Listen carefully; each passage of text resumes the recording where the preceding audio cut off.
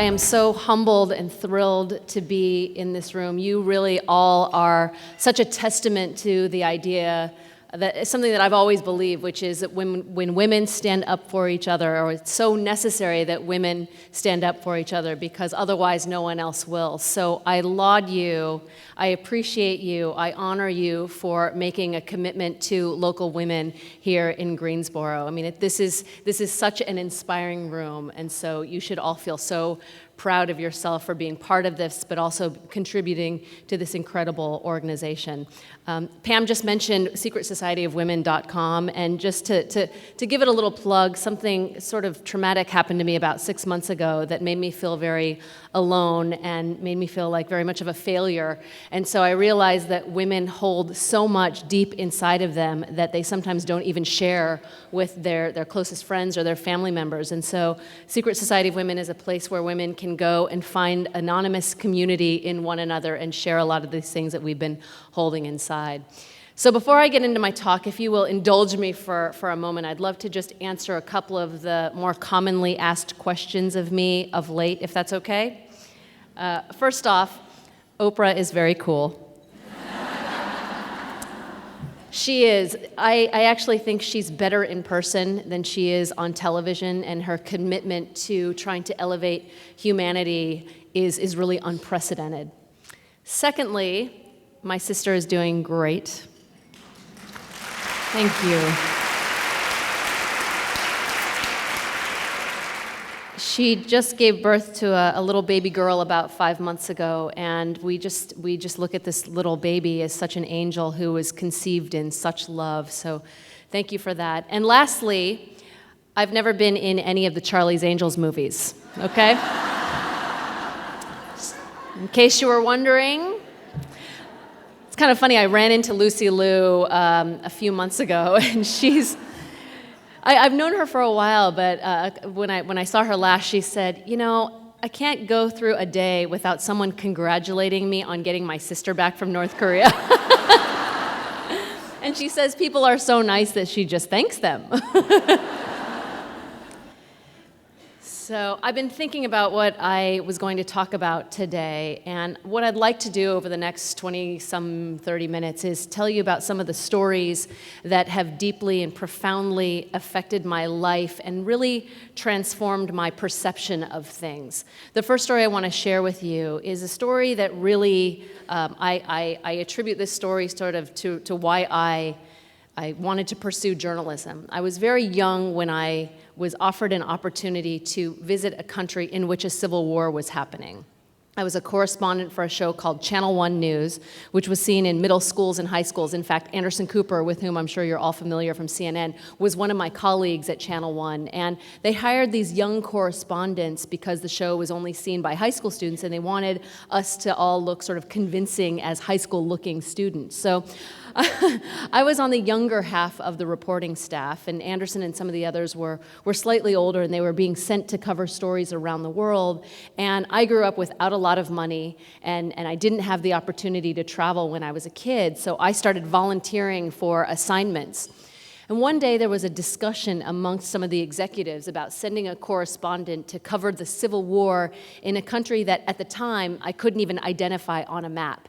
In fact, most of the adults in my world couldn't identify it on a map either, but because we'd be going in with the Red Cross, NGOs at the time were very well regarded and had fairly safe existences in the rest of the world. Our security couldn't be entirely guaranteed, but because we'd be going in with the Red Cross, the likelihood of something happening would be far less than had we not.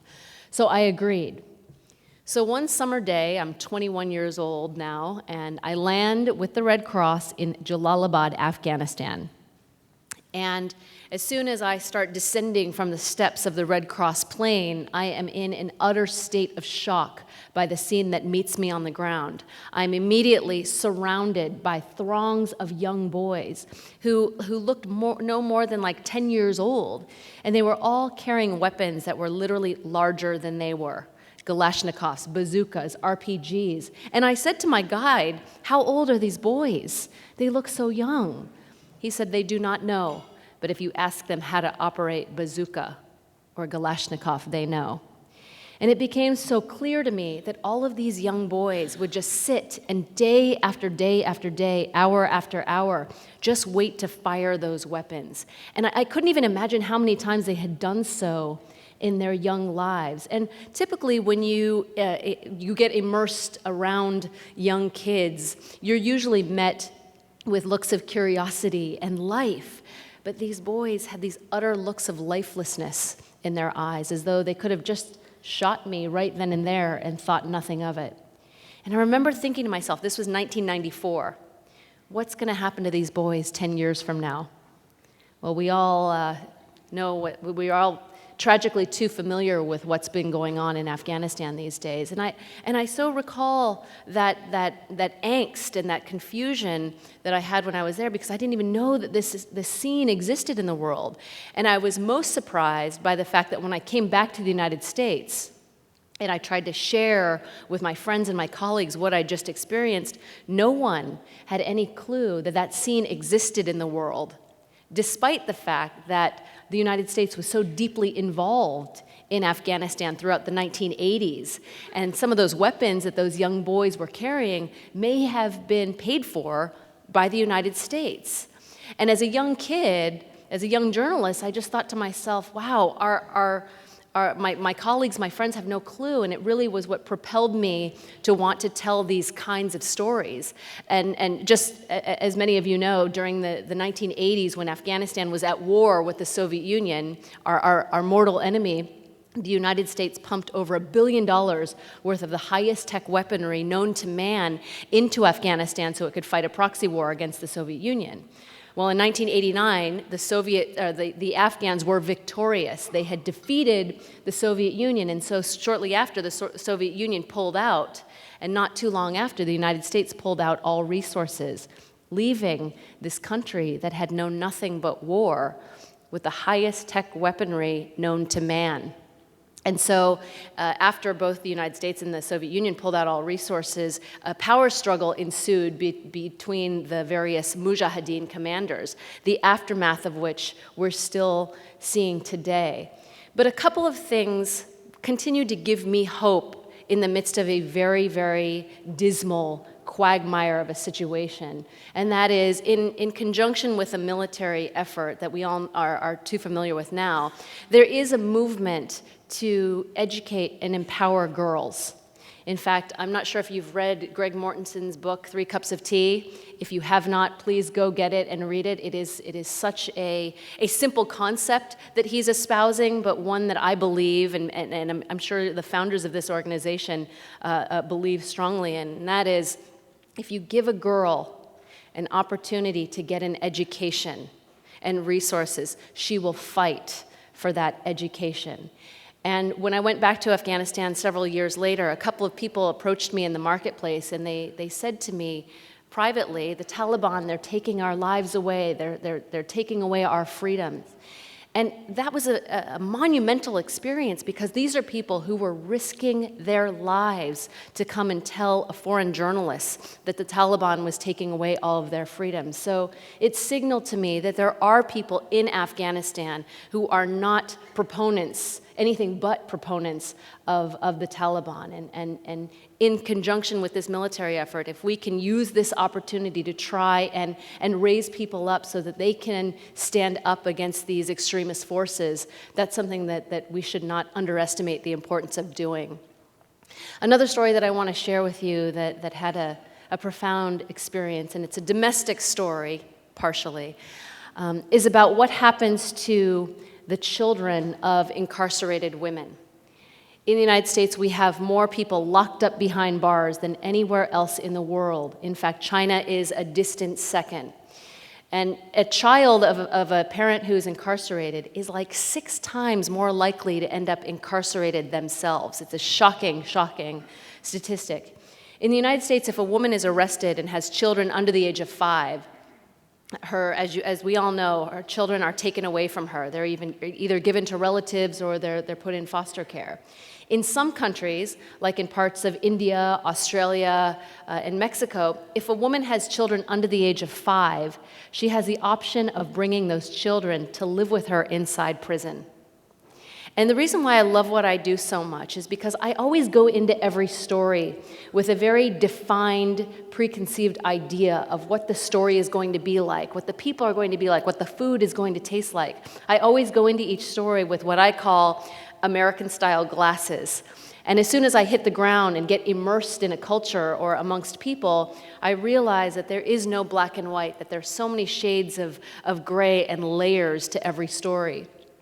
So when you go into some of the prisons in India or Australia, and you start engaging people and women in conversation, some of them will say, when children are under the age of 5 and really unable to comprehend his or her surroundings, where might the best place for that child be? With the mother, maybe? And when you talk to prison officials, they'll tell you that the incidences of violence are far, far less than when they're not around.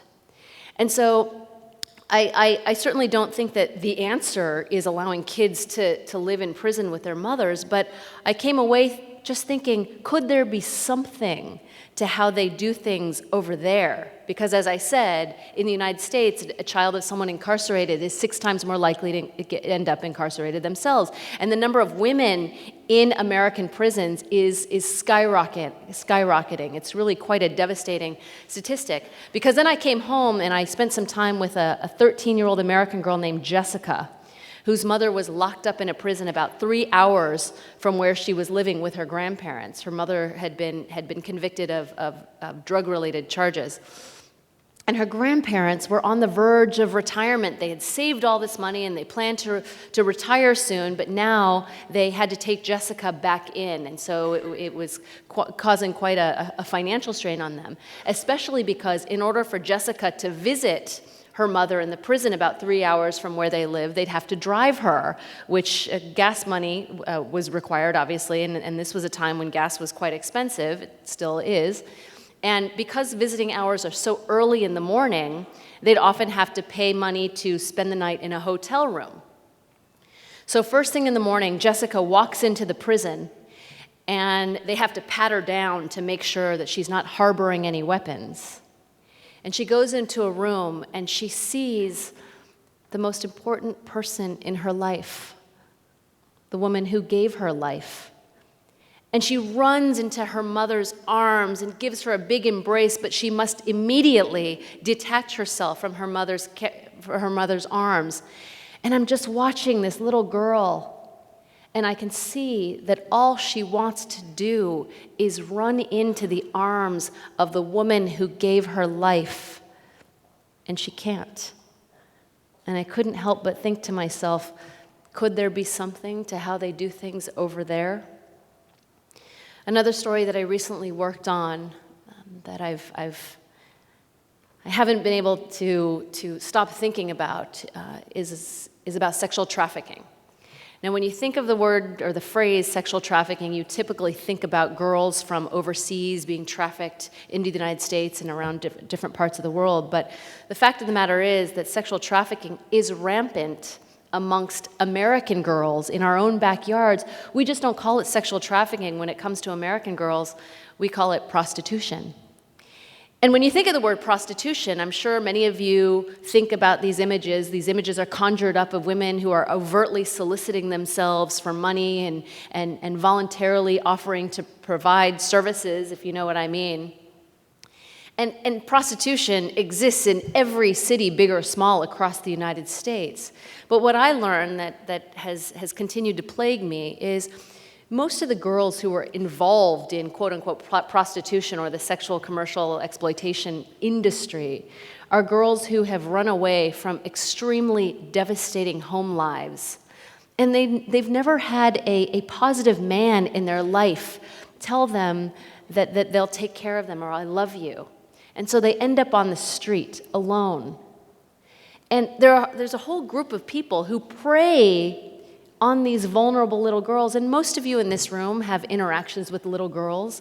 Most of you in this room, with the exception of the maybe 4 or 5 men in this room, were little girls at one point. And we know how vulnerable and innocent little girls and impressionable little girls can be. Just think about these these children, when they're out on the street and just vulnerable and victim to these people who look specifically at preying on their vulnerabilities and exploiting these vulnerabilities. And all of a sudden, these men come up to these little girls and they say, "Hey, little girl, I'll take care of you. I'll buy you fancy clothes. I'll take you to get your nails done. I love you." Wow, what does that mean to a little girl who has never been told, "I love you"? I mean, I consider myself to be a fairly independent woman. My husband will definitely tell you that that's the case. But even I, at one time or another, have thought about what it might be like for a man to take care of me. I've thought about it, I admit it. Think about these little girls who've never been told, "I'll take care of you," by a positive male figure, and one who says, "I love you." What does that mean? What does that do to this little girl? And then he says, "Now do something for me." And that's how the cycle starts. And I don't know if you've ever spent any time in a juvenile correctional facility, but if you haven't, I encourage you to do so. Every day, girl after girl after girl will stand in front of a judge, and they have these tough faces on because they've been on the street. And they go and they stand before the judge, and they're hard, these girls, and they fight the police when they get picked up. And the judge says to them, "Where's the adult who's here representing you?" And girl after girl after girl just stands there with this tough face, and all of a sudden a tear rolls down her face. Because where's your pimp now, little girl? And it's even really twisted because girls, the young girls involved in the commercial exploitation industry, you know what they call their pimps? Daddy. Where's your daddy now, little girl? And you know, it's interesting because the thing that I think shocked me the most about what's going on in this area is that these girls work really, really hard for their money. And you would think that they would earn a decent amount for the work and the services they provide. But the truth of the matter is these girls don't bring home a penny of what they work so hard to make. In fact, every cent goes into the hands of a pimp. And if you don't call that slavery in America, and again, it's happening in every city, big or small, across the United States, I don't know what else you'd call it. And so it's just something to think about as we are sleeping at night, that there are thousands and thousands of little American girls who are out there working. And when girls from other parts of the world are trafficked and picked up by law enforcement, they are very often given services.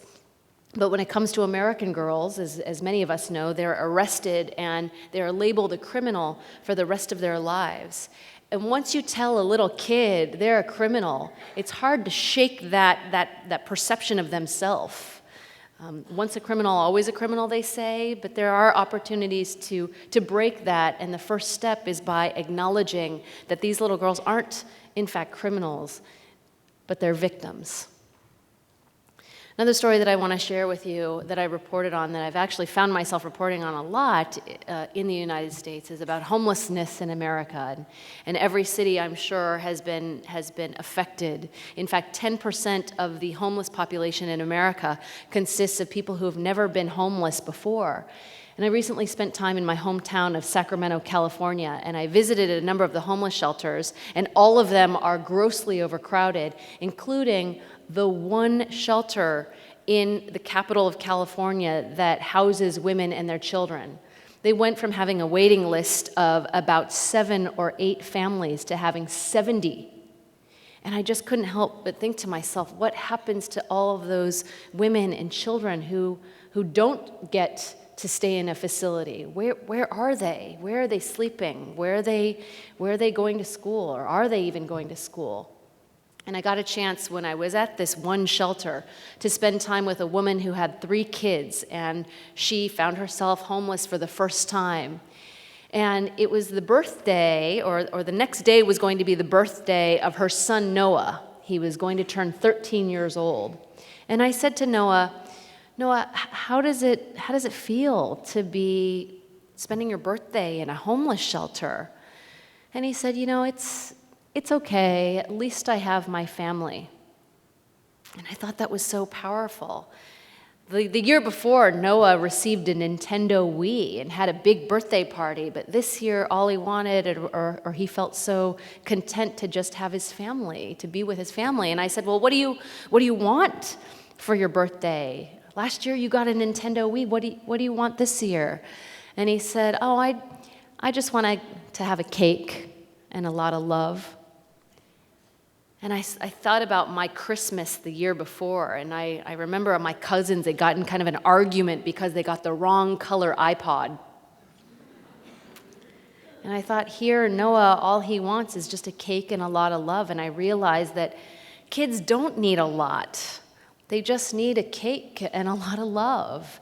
And these kids, in actuality, despite the fact that they were homeless and had never been homeless before, felt so appreciative of simple things like just being with their family. And we've, I think, become so accustomed to gross levels of consumption, and we so take for granted the simple things like a cake and a lot of love and just being around our families. And so that moment was just a particularly profound and simple moment for me. And the next day, I actually went into the shelter because it was Noah's actual birthday. And it was really cute because all the kids were eating Chinese food because that's Noah's favorite food. And he was wearing a crown on his head. And I said, "Noah, how's your birthday going?" And he said, "It's great. This birthday has been a lot better than my birthday last year," because he had his family and a lot of love. And that beat a Nintendo Wii any day. And so these stories are stories that I've been privileged and honored to have been exposed to. And I realize that there's a purpose and a reason why I have gotten this chance to continue to tell these kinds of stories. But I realize that I can't just turn my back on a lot of these stories and pretend that they don't exist. And I'm so honored to be in this room filled with powerful women, because I'm sure you can all attest to the fact that once women become conscious, that once women's consciousness has been raised and they become aware of so many of the things that are happening in the world, but also domestically in our own backyards, women are often so quick to act, and that's when real change starts to happen. And I know I'm starting to see the impact of women's involvement and empowerment all over the world. And I take the continent of Africa, for example. Men have plunged a lot of these African nations into disease and poverty. And we're starting to see women actually deciding not to stand on the sidelines anymore, but get involved. And Rwanda, for example, which is the scene of one of the worst genocides in human history, has more female members of parliament than anywhere else in the world, because the women have decided that we're not going to be in the background. We are going to actually be involved. We want a voice in this process. The nation of Liberia just elected its first female prime minister on the continent, which is a huge step forward. And I want to share with you a story that I did in Ethiopia, in northern Africa. It's about something that is happening to little girls in over 40 countries around the world. It's about child marriage, and I share this with you again because I don't often get an opportunity to address such large groups of women who are empowered and active in wanting to help other women. I wrote a poem about what I experienced in Ethiopia and this child marriage issue that I'd like to share with you. It's a bit of a graphic poem, but it's the reality, and it's happening to little girls, daughters, sisters, granddaughters in over 40 countries around the world. Betrothed by her parents to a much older man, a child of 7 in a faraway land. Her dream was to study, to have a better life, but it was already decided she would be a wife. 24 years her senior, a man she didn't know. He would soon be her husband and deep down her foe. In some parts of the country, little girls are kidnapped and raped, forced to marry their abductor. They're no longer chaste. The night of their wedding, she wants to run and hide. Her heart beats wildly as she lays by his side. He lays on top of her, her tiny body he mauls. He cannot get inside of her, her hole is too small. She finds herself pregnant. He wants a son. She's all of 14. Her period had come. She carries the baby through the 9-month count. Her body is too tiny. The baby won't come out. It dies in her womb. A hole is torn underneath. She starts to leak urine, a horror she's been bequeathed. Her husband walked out. He couldn't stand the smell. There's one more thing I have left to tell. She finally reached a hospital after 2 days on a bus. Doctors were on hand, an operation to discuss. They could fix her problem. This brought her great joy. They had to take the baby out, though. They found out it was a boy. A day in the life of a countryside girl, a gift from heaven, now a bride at 7. Again, the reason why I've continued doing this kind of work is because I've gotten a chance to experience a lot of these stories. And I can't turn my back on them and pretend they don't exist, but I have to admit to you that given a lot of the things that I've seen throughout my career and in my life, I've really had a struggle with faith. On so many occasions, I've said to myself, if there's a God, how can he allow this to happen? How can he allow these little girls to be married off to much older men and develop these fistulas and then be ostracized in their communities? If there's a God, how can he allow young American girls to be sexually trafficked and treated as slaves while we all sleep at night? And a few years ago, I married a man who maintains fairly strong faith, and he sent this to me. It's called Why. On the street, I saw a small girl, cold and shivering in a thin dress, with little hope of a decent meal. I became angry, and I said to God, why did you permit this? Why don't you do something about it? For a while, God said nothing. That night, he replied quite suddenly, I certainly did do something about it. I made you. I made you. I made you. I made all of you involved in Women to Women for profoundly affecting the lives of other women and their families, because all of you in this room know that the key to improving an economy and changing an environment is empowering women and giving women a voice, because we all know that once women are given those resources will go directly into the family, and that will reverberate into the community. And that's when a community really changes. That's when real progress really, really happens, when women feel empowered to allow their voices to be heard.